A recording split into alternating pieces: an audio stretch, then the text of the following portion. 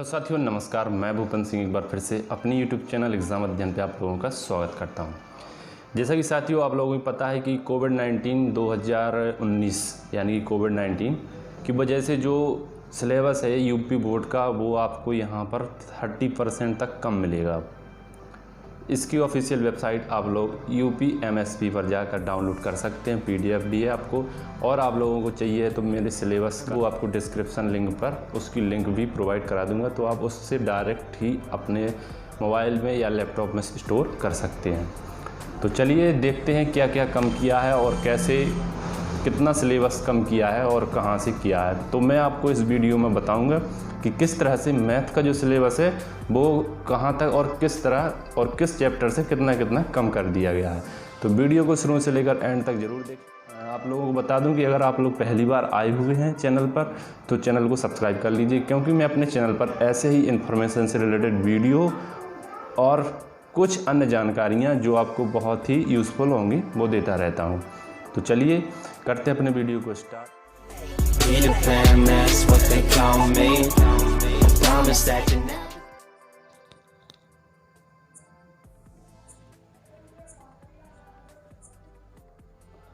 तो साथियों आप लोग बता दूं कि जो मैथ का सिलेबस है वो आपको यहाँ PDF में पेज नंबर 48 पर मिल जाएगा। पेज नंबर 48 पर जो कक्षा 10 का मैथ का जो सिलेबस है वो आपको यहाँ से मिल जाएगा। तो आप लोग यहाँ देख सकते हो, लिखा है कि विषय गणित।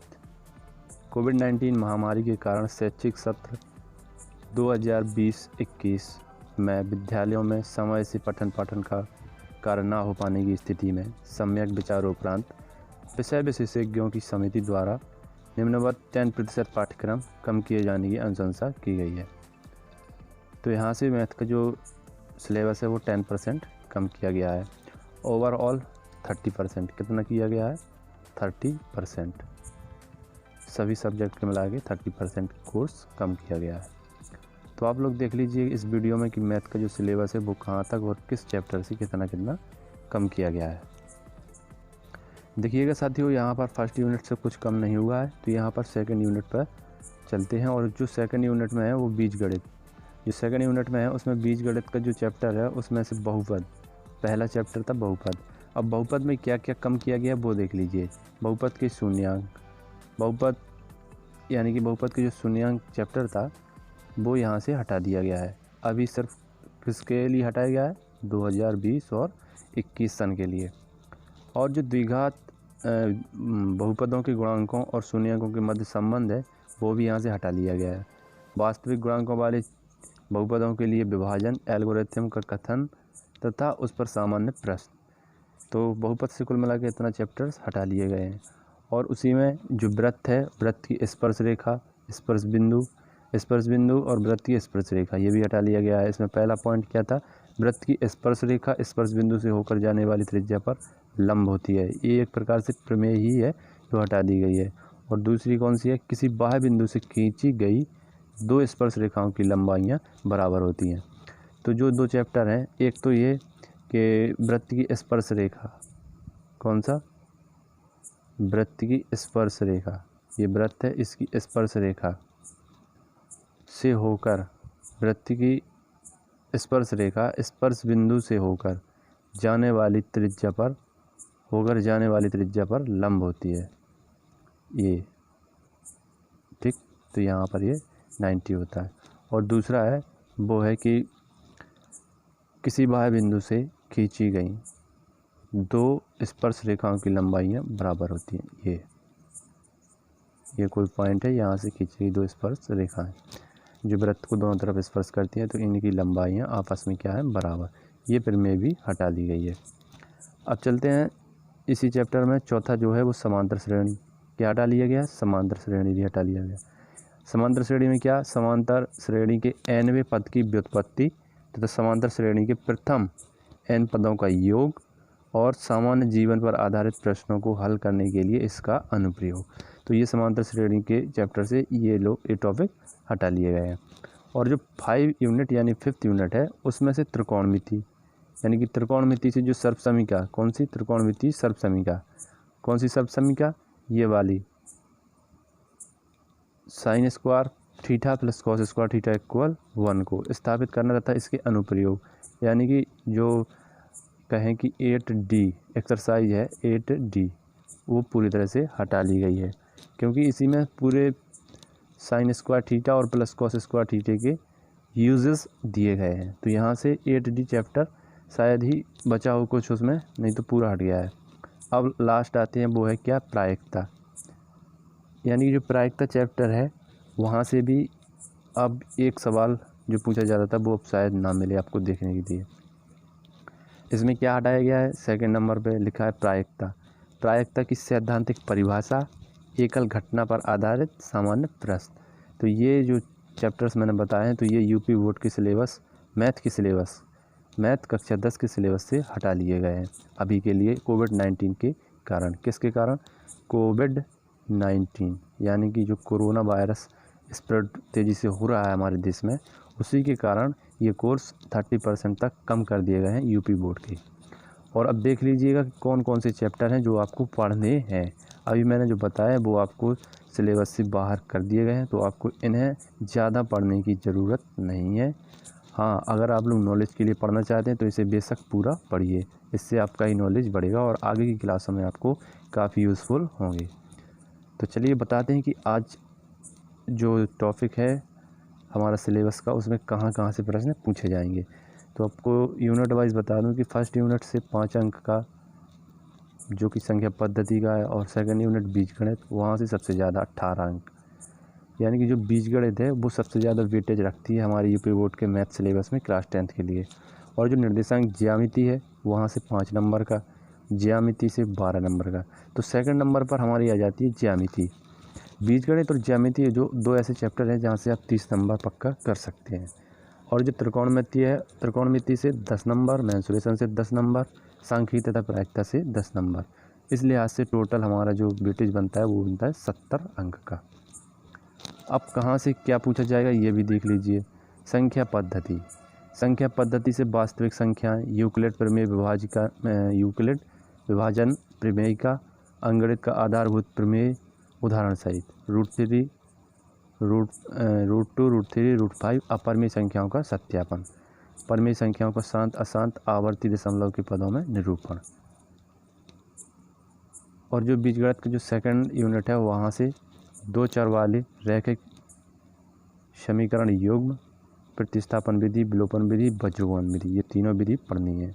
और तीसरा है द्विघात समीकरण, द्विघात समीकरण ax² + bx + c = 0, द्विघात समीकरणों का द्विघात सूत्रों द्वारा गुणनखंडन द्वारा पूर्ण वर्ग बनाकर हल निकालना, द्विघात समीकरण का विभक्त कर और उनके मूल्यों की प्रकृति के बीच संबंध, द्विघात समीकरण के दिन प्रतिदिन के अनुप्रयोग तथा इन पर आधारित इबारती प्रश्न। और जो तीसरा चैप्टर है, तीसरा यूनिट है, वहाँ निर्देशांक ज्यामिति। यहाँ से रेखा द्विविमीय, निर्देशांक ज्यामिति का अवधारणा, रैखिक समीकरणों के ग्राफ, दूरी सूत्र, विभाजन सूत्र, आंतरिक विभाजन, त्रिभुज के क्षेत्रफल, ज्यामिति त्रिभुज, ज्यामिति यूनिट यानी कि 4th यूनिट से ज्यामिति यानी कि त्रिभुज, त्रिभुज से क्या जो आप लोग देखते थे वही, समरूप त्रिभुज की परिभाषा, उदाहरण सहित प्रति उदाहरण। और ये पॉइंट आप लोग आराम से पढ़ लेना PDF डाउनलोड करके, कुछ ज़्यादा चेंज नहीं हुआ है, 10% ही हुआ है। और जो सेकंड है इसका वो है रचनाएं, तो यहाँ से रचनाएं भी आएंगी, तो आप लोग रचनाएं भी अच्छे से तैयार करते रहें। दिए हुए रेखाखंड का दिए हुए अनुपात में विभाजन करना, एक वृत्त के बाहर स्थित एक बिंदु से उस पर स्पर्श रेखाओं की रचना करना, एक दिए गए त्रिभुज के समरूप एक त्रिभुज की रचना करना। तो इस प्रकार के त्रिभुज हमें जो करने हैं सॉल्व, वो हमें इस सिलेबस के अंतर्गत आएंगे। और जो 5वां यूनिट है वो त्रिकोणमिति है। यहाँ पर आपको क्या करना है, त्रिकोणमिति का परिचय, समकोण त्रिभुज के न्यून कोणों के त्रिकोणमितीय अनुपात, 0 अंश और 90 अंश के त्रिकोणमितीय अनुपात, त्रिकोणमितीय अनुपातों के मान 30 अंश, 45 अंश, 60 अंश, 0 अंश और 90 अंश, इनके ही बीच संबंध भी निकाले हैं। और दूसरा है त्रिकोणमितीय सर्व समीकरण, पूरक कोणों के त्रिकोणमितीय अनुपात।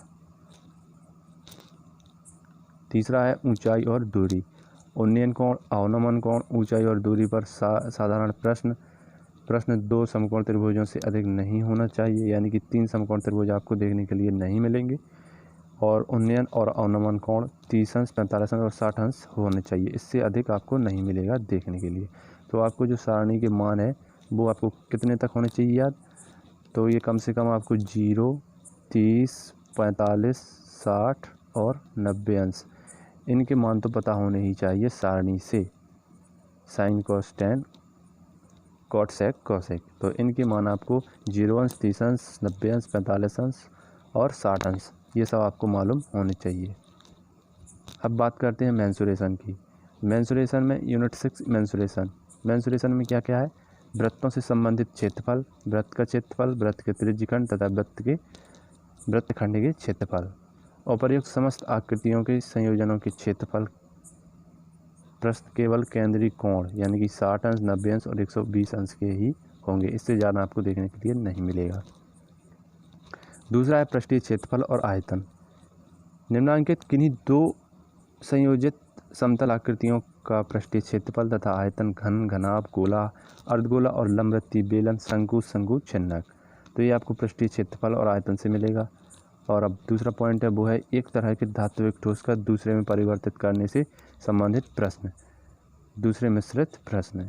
यानी कि आपको कह दिया जाएगा कि मान लीजिए कि आपके पास इतनी गोलियां हैं, मान लीजिए आपके पास इतनी गोलियां हैं, इन गोलियों को मिलाकर कितने घन मीटर का एक क्यूब बनाया जाता है या कुछ भी बनाया जाता है, तो उसका आयतन कितना है वो निकालने के लिए दे दिया जाता है इस तरह के प्रश्नों में। अब बात कर लेते हैं लास्ट यूनिट सांख्यिकी से। सांख्यिकी से क्या क्या पूछा जाएगा, सांख्यिकी से सांख्यिकी वर्गीकृत आंकड़ों का माध्य, माध्यिका तथा बहुलक, संचयी बारंबारता, ग्राफ। क्या क्या, वर्गीकृत आंकड़ों का माध्य, माध्यिका तथा बहुलक, और लास्ट है संचयी बारंबारता, ग्राफ। तो इतना है सिलेबस अब यूपी बोर्ड का। बाकी ये अपना प्रोजेक्ट है तो आप प्रोजेक्ट तो कर ही लेंगे, तो मैंने आपको यहाँ डिटेल से बता दिया है पूरा। तो आप लोगों को अगर PDF वगैरह चाहिए तो आप लोग हमें डिस्क्रिप्शन में लिंक दे रहा हूँ, तो वहाँ से आप लोग डाउनलोड कर सकते हैं। अगर आपको नहीं मिलता है तो मैं यहाँ टेलीग्राम लिंक भी दे रहा हूँ, तो आप उस टेलीग्राम लिंक से भी जाकर मेरे टेलीग्राम चैनल से भी आप लोग डाउनलोड कर सकते हो। और मैं आप लोगों को बता दूं कि जो अब मैं अपने चैनल पर नया वीडियो लाने वाला हूं वो त्रिकोणमिति का चैप्टर होगा। कौन सा, ऊंचाई और दूरी का। कौन सा चैप्टर होगा, ऊंचाई और दूरी। ऊंचाई और दूरी, ऊंचाई और दूरी से रिलेटेड मैं अपने चैनल पर एक नया वीडियो जल्दी ही लाने वाला हूं। तो आप लोगों के लिए बहुत ही खुशखबरी है कि मैं आप लोगों को क्लास 10th का ऊंचाई और दूरी का पूरा सिलेबस जो है आपके यूपी बोर्ड में वो आपको पूरे क्वेश्चन करा दूंगा। तो आप लोग ज़्यादा से ज़्यादा इस वीडियो को शेयर कीजिए और अपने फ्रेंड, मित्र या जो भी रिलेटिव्स हैं उनको शेयर कीजिए, ताकि आप लोग घर बैठे इस लॉकडाउन में नॉलेज पा सकें। और मेरी यही इच्छा है कि मैं आप लोगों को पूरा 10th का जो सिलेबस है मैथ का वो धीरे धीरे कराता रहूं और आप लोगों को कहीं दिक्कत ना आए। तो चलिए, अगर आप लोगों को वीडियो अच्छा लगा है तो हमारे चैनल को सब्सक्राइब कर लीजिए और बेल आइकन को भी दबा लीजिए, ताकि आने वाले हर एक वीडियो का नोटिफिकेशन आपको पहले मिल जाए। तो आज के लिए इतना ही रखते हैं और चलते हैं। जय हिंद, वंदे मातरम।